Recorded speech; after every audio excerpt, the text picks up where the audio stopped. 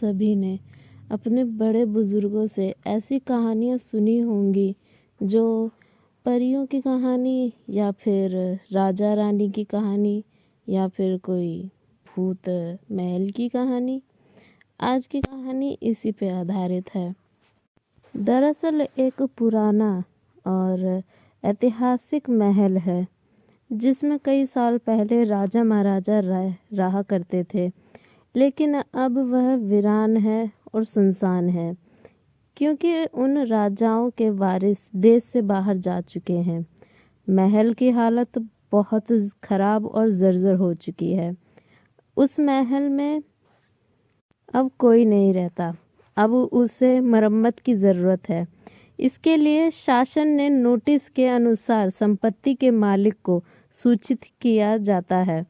कुछ समय बाद उन राजाओं के वारिसों में से एक लड़की महल में अपने बच्चे के साथ दाखिल होती है, जो कि उस जमाने के राजा के नाती की लड़की थी। उसका नाम उर्मिला था। उसके पति की एक कार एक्सीडेंट में मौत हो चुकी थी। अब वह विधवा है, लेकिन उसके पास उसका एक बेटा है जो 8 साल का है। अब वह भी अपनी माँ के साथ महल आया है। महल बहुत विशाल है, इसलिए उसकी साफ सफाई के लिए कई मजदूरों को बुलाया गया, जिसके चप्पे चप्पे की सफाई करने का काम दिया गया। किसी को नहीं पता है कि महल के कोने कोने में कितनी खूनी रहस्य छिपे हुए हैं। उर्मिला के आने के बाद महल की हवाएं रूहानी होने लगती हैं। ऐसा लग रहा था कि मानो कोई वर्षों से इंतजार कर रहा था इस महल हवेली या कहें इस वीरान से महल के वारिस का। एक रात उर्मिला अपने कमरे में अपने बच्चे के साथ सो रही थी। अचानक उसकी खिड़की से एक पक्षी टकराकर मर जाता है। यह घटना अपने आप में असामान्य थी। पक्षी के टकराते ही उर्मिला की नींद खुल जाती है। जब वह लाइट जलाकर देखती है तो वह डर से चीखने लगती है, क्योंकि उस कमरे की खिड़की से एक पक्षी फंसा हुआ था और उसके शरीर से खून की बूंदें फर्श पर गिरी रही थी। नज़ारा इतना भयानक था कि वह अपने बच्चे को किसी भी प्रकार से उठाना नहीं चाहती थी। इसलिए उर्मिला ने हिम्मत करके उस पक्षी को खिड़की से बाहर फेंक दिया, ताकि उसका बच्चा यह सब देखकर डर ना जाए। लेकिन इसके बाद उसे रात भर नींद नहीं आई। वह बहुत ज़्यादा घबरा चुकी थी। वह सुबह तक जागती रहती है। दरअसल वह जानना चाहती है कि यह किसी की शरारत तो नहीं। सुबह होते ही वह अपने यहाँ काम कर रहे मजदूरों से जाकर पूछताछ करती है और कहती है कि रात में मेरे कमरे की खिड़की से कोई पक्षी आकर टकराया था और तुरंत मर गया। क्या तुम लोगों में से किसी ने यह हरकत की है? क्योंकि पक्षी खुद ब खुद तो खिड़की से नहीं टकरा सकता। मजदूर कहते हैं, नहीं, हमने तो खिड़की से नीचे किसी भी पक्षी को मरा हुआ नहीं देखा है। हम तो अभी वहीं से चले आ रहे हैं और जब सभी जाकर देखते हैं तो वहाँ कोई पक्षी नहीं होता।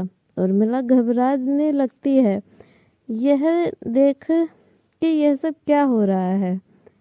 क्या तो पक्षी होना चाहिए था, यहाँ तो पक्षी होना चाहिए या कम से कम खून की कुछ बूंदें दिखनी चाहिए थी, लेकिन यहाँ पर कोई पक्षी का एक पंख तक नहीं पड़ा हुआ है।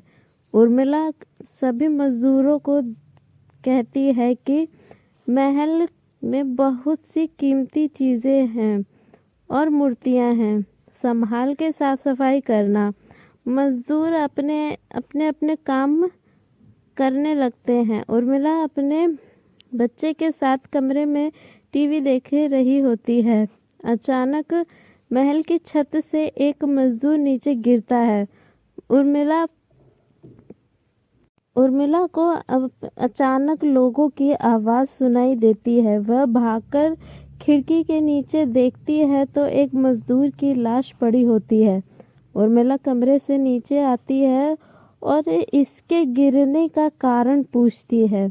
लोगों के जवाब अलग अलग होते हैं। कोई कह रहा होता है कि इसने आत्महत्या की है, कोई कह रहा था कि वह गलती से गिर गया है। सभी के दावे अलग थे, लेकिन उर्मिला को कुछ अनकही बातें सुनाई दे रही थी। उर्मिला के कान में अचानक एक आहट के साथ आवाज़ आती है, अपने बच्चे को बचा सकती हो तो बचा ले। उर्मिला यह वाक्य सुनने के बाद वह परेशान होती है तथा अपने कमरे की तरफ भागकर जाती है, क्योंकि कमरे में उसका बच्चा अकेले टीवी देख रहा होता है। जैसे ही उर्मिला अपने कमरे में पहुंचती है तो उसका बेटा खिड़की से कूदने वाला ही होता है कि उर्मिला उसका पैर पकड़ लेती है और वह खिड़की से लटक जाती है। उर्मिला पूरी ताकत से उसे ऊपर खींच लेती है, लेकिन उसका बेटा फिर भी कूदने की जिद कर रहा होता है। उर्मिला किसी तरह अपने बच्चे को काबू में करती है। उर्मिला कमरे के बाहर आ जाती है और वह मजदूरों से पूछती है, बताओ क्या है इस महल में, क्योंकि यह बच्चा तो ऐसा नहीं कर सकता और अभी यह सब जो हो रहा है कुछ अलग ही चल रहा है।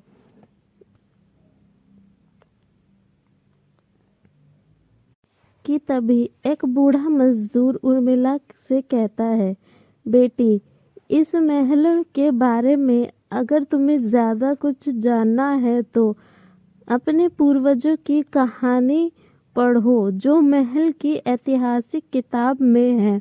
तभी तुम्हें इस महल का इतिहास पता चलेगा, जो कि इसी गांव के सरपंच के घर पर रखी होती है। पर बहुत सालों पहले उस सरपंच की मृत्यु हो चुकी थी, लेकिन वह किताब उसके बेटों के पास अब भी मौजूद थी। उर्मिला सरपंच के घर पहुंचती है और किताब ले लेती है। किताब पढ़ते ही उसे पता चलता है कि इस महल में एक नौकर और नौकरानी भी रहते थे, जिसके बीच बहुत प्यार था और वह कई सालों से इस महल की सेवा कर रहे थे। लेकिन एक बार रानी के शाही गहने चोरी हो गए और उसके इल्जाम में राजा ने नौकरानी को चोरी करने की सज़ा दी और उसे दीवार में दफना दिया गया। इसके बाद उसके गम में उसके पति ने अपनी आत्महत्या कर ली। उसके 1 महीने बाद ही अजीब अजीब घटनाएं महल में होने लगी थी और एक दिन उस राजा ने अपनी ही तलवार से अपने गले में घुसेड़ ली और आत्महत्या कर ली। इसके बाद छोटे मोटे हादसे महल में होने शुरू हो गए, जिस वजह से यह महल हमेशा के लिए बंद कर दिया गया। कई सालों के बाद महल में वहाँ कोई आया है, जिससे महल में रहने वाले आत्माओं को मौका मिल गया फिर से बदला लेने का। उर्मिला महल के रहस्य जानकर यहाँ से जाने का तय करती है, क्योंकि उसे अपने बच्चे की चिंता थी। इसलिए वह रात में ही कार लेकर एयरपोर्ट के लिए निकल जाती है। अचानक रास्ते में उसकी कार का एक्सीडेंट हो जाता है और कार पलट जाती है, लेकिन दोनों को कोई नुकसान नहीं होता। उर्मिला अपने बच्चे को बाहर निकाल लेती है और सुनसान सड़क पर भागने लगती है, रास्ते में उसे एक कार आती दिखाई देती है और उसे रोकने के लिए उर्मिला सड़क के बीच में खड़ी हो जाती है और अपनी मदद के लिए चिल्लाने लगती है। तभी अचानक कार वाला आकर कार ब्रेक लगा देता है। उर्मिला पास जाकर देखती है, उसकी हिम्मत बढ़ जाती है क्योंकि यह एक ऑफिसर होता है। उर्मिला हड़बड़ाहट में उसे अपनी बात कहती है और रोने लगती है। पुलिस ऑफिसर उन्हें अपनी गाड़ी में बैठाने को कहता है और कार को लेकर रोड पर जाने लगते हैं। कुछ समय बाद रास्ते में एक बूढ़ा बीच सड़क पर जा रहा होता है और इनके कार के सामने आते ही रोड पर गिर जाता है। पुलिस ऑफिसर गाड़ी से उतरकर उस व्यक्ति को देखता है। बूढ़ा व्यक्ति बेहोश हो चुका था। पुलिस ऑफिसर उसे गोद में उठाकर अपनी गाड़ी के पीछे बैठा देता है और अस्पताल के लिए जाने लगता है।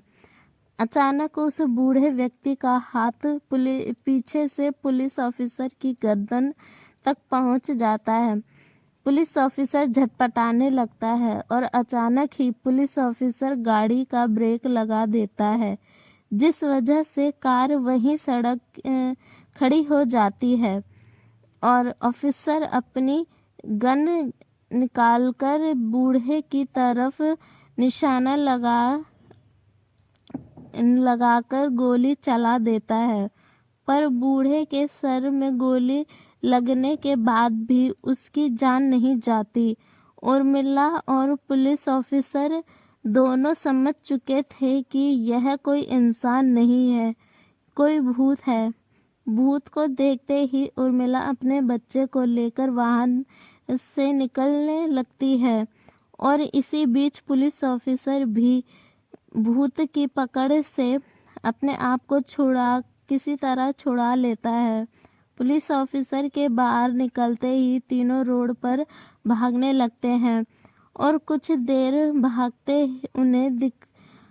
भागते हुए उन्हें सड़क के किनारे जगमगाती लाइट दिखाई दे रही होती है। पुलिस ऑफिसर उर्मिला से कहता है कि मैडम, यह एयरपोर्ट है, जल्दी चलिए। उर्मिला अपने बच्चे को लेकर एयरपोर्ट के अंदर पहुंच जाती है। एयरपोर्ट पहुंचते ही उर्मिला की जान में जान आती है क्योंकि पुलिस ऑफिसर की बहादुरी की वजह से और उसकी और उसके बच्चे की जान बच पाई थी। लेकिन आज भी